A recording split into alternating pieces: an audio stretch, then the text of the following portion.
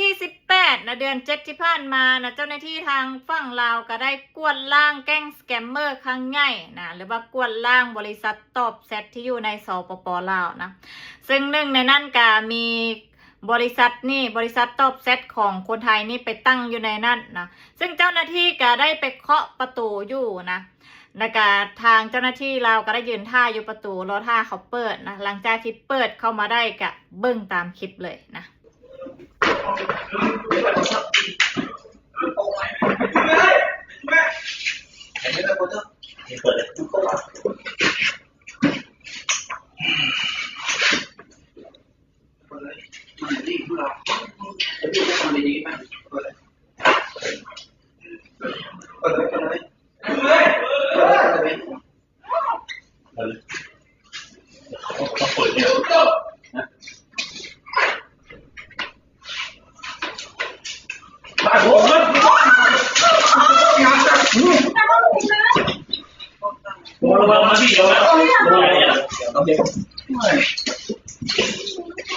นั่งลงครับผม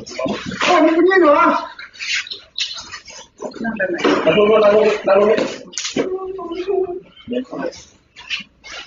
นั่งลงพี่ผมยอมแล้วเห็นไหมผีเอาสลับมาลุกมาพี่เฉยชิลุ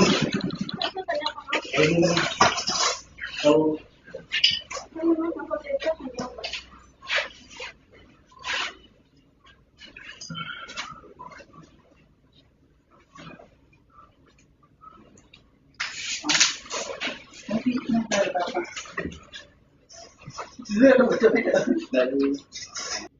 ซึ่งเรื่องนี้นะชาวเน็ตหลายคนก็ตั้งคำถามว่าเจ้าหน้าที่เฮ็ดเกินไปหรือบ่ทั้งที่เขาก็บ่ได้คัดขืนแล้วผู้หญิงก็บ่ได้คัดขืนเลยนะ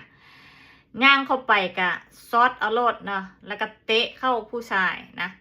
ซึ่งพวกเจ้าคิดว่าเรื่องนี้เขาเฮ็ดเกินไปบ่ถึงแม้ว่าเขาจะเฮ็ดผิดเนาะที่เขาไปตั้งบริษัทตอบแซดนะตัวหลอกลวงคนนู้นคนนี้นะแต่ว่าในความเป็นจริงเขากะบ่ได้คัดคืนอย่างเด้นะถ้าเกิดว่าเขาคัดคืนก็ว่าไปย่างส่วนเรื่องความผิดของเขาที่เขาสร้างขึ้นก็คือดำเนินตามกฎหมายดำเนินตามคดีไปนะนั่นคือสิ่งที่มันควรจะเป็นนะบ่ควรที่จะเอานะกระบองไฟฟ้าไปนะจี้ผู้นั้นช็อตผู้นี้นะอันนี้ค่อยเบิ่งว่ามันเกินไปนะสำหรับค่อยมันเขาว่ามันเกินไปนะผู้หญิงเขาก็ไม่ได้คัดคืนอย่างนะเขาเบิ่งแล้วว่าเจ้าหน้าที่เฮ็ดเกินไปนะมันบ่สมควร